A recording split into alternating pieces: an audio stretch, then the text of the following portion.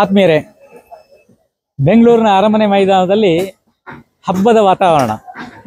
ಯಾಕೆ ಅಂತ ಹೇಳಿದರೆ, ನಾಳೆಯಿಂದ 3 ದಿನಗಳ ಕಾಲ ಇಲ್ಲಿ ಹವ್ಯಕರ ಹಬ್ಬ ನಡೀಲಿಕ್ಕಿದೆ.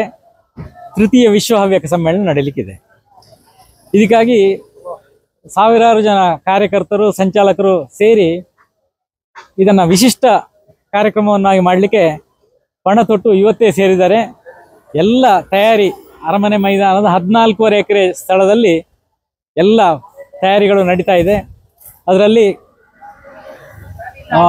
ಇಲ್ಲಿ ಭವ್ಯ ವೇದಿಕೆ ಅಂತ ನಮ್ಮ 3 ದಿನಗಳ ಕಾಲ ನಿರಂತರವಾಗಿ ಸಾಂಸ್ಕೃತಿಕ ಕಾರ್ಯಕ್ರಮಗಳು ನಡೀಲಿಕ್ಕಿದೆ. ಅದರ ಸಭಾಂಗಣ ಇದೆ. ದಿವ್ಯ ವೇದಿಕೆ ಅಂತ ಹೇಳುವಂಥ ಮೇಯ್ನ್ ಆಡಿಟೋರಿಯಂನಲ್ಲಿ ಎಲ್ಲ ಸಭೆಗಳು, ಉದ್ಘಾಟನೆ, ಸಮಾರೋಪ, ಗೋಷ್ಠಿಗಳು, ಹಾಗೆ ವಿಶಿಷ್ಟ ಹವ್ಯಕ ಲೋಕ ತೆರೆದುಕೊಳ್ಳಲಿಕ್ಕಿದೆ. ಸಾಂಸ್ಕೃತಿಕ ಕಲಾ ಪ್ರತಿಭೆಗಳು, ಹಿಂದೂಸ್ತಾನಿ ಶಾಸ್ತ್ರೀಯ ಸಂಗೀತ, ಕರ್ನಾಟಕ ಶಾಸ್ತ್ರೀಯ ಸಂಗೀತ, ಆಮೇಲೆ ಸುಗಮ ಸಂಗೀತ, ಭಾವಗೀತೆ ಇತ್ಯಾದಿಗಳು, ತಾಳವಾದ್ಯ ಕಚೇರಿ, ನರ್ತನ, ಅದೇ ನಾಟ್ಯೋತ್ಸವ, ಹೀಗೆ ಬೇರೆ ಬೇರೆ ರೀತಿಯಲ್ಲಿ ಅನೇಕ ವಿಧವಾದ ಕಲಾ ಪ್ರಕಾರಗಳನ್ನು ಇಲ್ಲಿ ಕಲಾವಿದರು, ಹವ್ಯಕರ ಶ್ರೇಷ್ಠ ಕಲಾರತ್ನಗಳು ಮಾಡಿ ತೋರಿಸಿದ್ದಾರೆ. 567 ಜನ ಶ್ರೇಷ್ಠ ಸಾಧಕರಿಗೆ 7 ವಿಭಾಗಗಳಲ್ಲಿ ಕೃಷಿ ರತ್ನ, ವಿದ್ಯಾರತ್ನ, ಸಾಧಕ ರತ್ನ, ಹವ್ಯಕ ದೇಶರತ್ನ, ಹವ್ಯಕ ಸ್ಫೂರ್ತಿ ರತ್ನ, ಹವ್ಯಕ ಶಿಕ್ಷಕ ರತ್ನ, ಹೀಗೆ 7 ವಿಭಾಗಗಳಲ್ಲಿ ಪ್ರಶಸ್ತಿಗಳನ್ನು 81 ಪ್ರಶಸ್ತಿಗಳನ್ನು ಕೊಡ್ತಾ ಇದೆ. ಯಾಕೆಂತ ಹೇಳಿದರೆ, ಹವ್ಯಕ ಮಹಾಸಭೆ 1943ರಲ್ಲಿ ಆರಂಭ ಆದಂಥ ಸಂಸ್ಥೆ. ಬ್ರಿಟಿಷರ ಆಳ್ವಿಕೆ ಇದ್ದಾಗ, ಸ್ವಾತಂತ್ರ್ಯಕ್ಕಿಂತ 4 ವರ್ಷ ಮೊದಲೇ ಆರಂಭ ಆದಂತಹ ಈ ಸಂಸ್ಥೆ ಈಗ 82ನೇ ವರ್ಷ ನಡೀತಾ ಇದೆ. ಹಾಗಾಗಿ ಸಹಸ್ರ ಚಂದ್ರ ದರ್ಶನವನ್ನು ಪೂರೈಸಿರುವ ಈ ಸಂಸ್ಥೆಯ ಈ ನೆನಪಿಗಾಗಿ ಹವ್ಯಕರ ಹಬ್ಬವನ್ನು ಮಾಡ್ತಾ ಇದೆ. ಇದನ್ನು ಸರ್ವ ಜನಾಂಗಗಳನ್ನು ಸೇರಿಸಿಕೊಂಡು, ಎಲ್ಲ ಸಮುದಾಯಗಳನ್ನು ಸೇರಿಸಿಕೊಂಡು ಇಲ್ಲಿ ಈ ಸಮ್ಮೇಳನ ಜಾತಿಯನ್ನು ಮೀರಿ ಹವ್ಯಕರು ಇದನ್ನು ಆಚರಿಸ್ತಾ ಇದ್ದಾರೆ. ಎಲ್ಲರೂ ಬರ್ಬೋದು, ಎಲ್ರಿಗೂ ಮುಕ್ತವಾಗಿದೆ.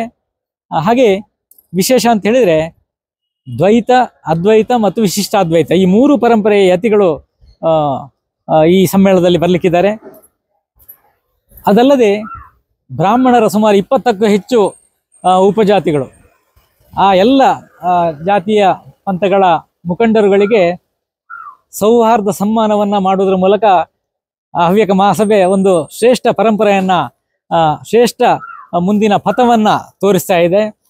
ಇನ್ನೂ ಒಂದು ಹೆಜ್ಜೆ ಮುಂದೆ ಹೋಗಿ ಕೇವಲ ಎಲ್ಲ ಜಾತಿಯವರು ಎಲ್ಲರೂ ಕೂಡ ಇಲ್ಲಿ ಭಾಗವಹಿಸ್ಬೋದು ಮಾತ್ರ ಅಲ್ಲ, ಬೇರೆ ಬೇರೆ ನಾಡಿನ ಸಮಾಜದ ಮುಖಂಡರುಗಳಿಗೆ, ಸಂಸ್ಥೆಗಳ ಅಧ್ಯಕ್ಷರುಗಳಿಗೆ ಸೌಹಾರ್ದ ಸನ್ಮಾನವನ್ನು ಸುಮಾರು 25ಕ್ಕೂ ಹೆಚ್ಚು ಜಾತಿಯ ಸಂಸ್ಥೆಗಳ ಮುಖಂಡರುಗಳಿಗೆ ಸನ್ಮಾನವನ್ನು ಮಾಡೋದ್ರ ಮೂಲಕ ಆ ಗೌರವ ಸೌಹಾರ್ದ ಸನ್ಮಾನವನ್ನು ಮಾಡಿ ನಾವೆಲ್ಲ ಒಟ್ಟಾಗಿ ಮುಂದುವರಿಬೇಕು, ಇಡೀ ಸಮಾಜ, ಇಡೀ ದೇಶ ಒಂದಾಗಿ ಮುಂದುವರಿಬೇಕು ಅಂತ ಹೇಳುವ ಸಂದೇಶವನ್ನು ಇಲ್ಲಿ ನೀಡ್ತಾ ಇದೆ. ಗಾಯತ್ರಿ ಥೀಮ್ ಪಾರ್ಕ್ ಇದೆ, ಕರಕುಶಲ ವಸ್ತುಗಳ 102 ಮಳಿಗೆಗಳಿದೆ, 59 ವಾಣಿಜ್ಯ ಮಳಿಗೆಗಳಿದೆ, ಅಡಕೆ ಕೃಷಿಯ ವಸ್ತು ಪ್ರದರ್ಶನ ಇದೆ, ಯಜ್ಞ, ಯಾಗ ಮತ್ತು ಪೂಜಾ ವಿಧಿಗಳು ನಡೀಲಿಕ್ಕಿದೆ. ಇದರ ಜೊತೆಯಲ್ಲಿ ರಕ್ತದಾನ ಕೂಡ ಏರ್ಪಾಡು ಮಾಡಿದೆ. ಊಟೋಪಚಾರ ಉಚಿತವಾಗಿ 3 ದಿನಗಳ ಕಾಲ ಚೆನ್ನಾಗಿ ನಡೀಲಿಕ್ಕಿದೆ. ಹವ್ಯಕರ ಪಾಕೋತ್ಸವ, ಹವ್ಯಕರ ರುಚಿ ಏನಂತ ನೋಡಬೇಕಾದ್ರೆ ಅರಮನೆ ಮೈದಾನಕ್ಕೆ ಬರಬೇಕು. ಈ ಎಲ್ಲ ಕಾರ್ಯಕ್ರಮಗಳಿಗೆ, ಎಲ್ಲ ಸಾಂಸ್ಕೃತಿಕ ಕಾರ್ಯಕ್ರಮಗಳಿಗೆ, ಗೋಷ್ಠಿಗಳಿಗೆ, ಎಲ್ಲ ಸಮಾರಂಭಗಳಿಗೆ ಎಲ್ಲರೂ ಬರಬೇಕು ಅಂತ ಹೇಳೋದು ಹವ್ಯಕ ಸಮಾಜದ ಸಮಸ್ತರ ಆಶಯ. ಬನ್ನಿ, ಈ ಹವ್ಯಕರ ಹಬ್ಬವನ್ನು ನಾಡ ಹಬ್ಬವಾಗಿಸಿ ಬನ್ನಿ, ಭಾಗವಹಿಸೋಣ.